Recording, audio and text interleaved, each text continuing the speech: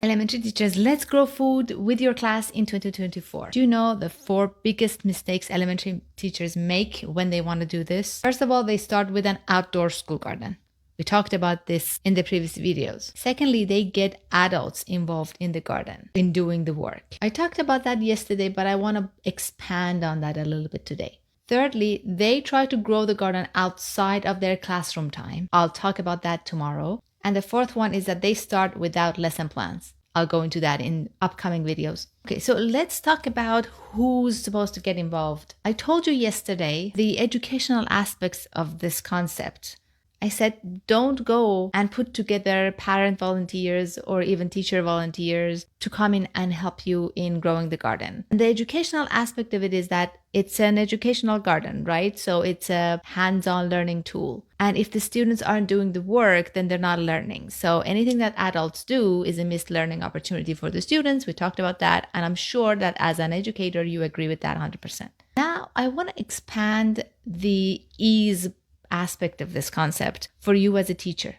If all the work is done by your students and your students only, that eliminates the need to put together any volunteer groups from the parents community or the teachers. Which means not only you don't have to worry about their schedule, putting together meetings and all that with them, work sessions and things like that, but also you don't need to worry about their expectations on how things should or shouldn't work, their conflicting knowledge, their opinions and skills. There's going to be all sorts of people with all sorts of intentions coming into these types of groups. And even though most of them care and have very good intentions, they're not educators. They don't look at this garden as an educational tool like you do. They look at it as a community garden, and they have different expectations. They want different outcomes of it. And managing them is a headache. It's chaotic. It's a lot of work, a lot of energy. And I told you yesterday, you don't need it, because if it's all done by your students, you don't need volunteer groups. Now, does that mean that we're going to completely ignore your parents' community? No, of course not. We do need their support. Like, they can fundraise for you if you're bringing an educational program like mine into your school.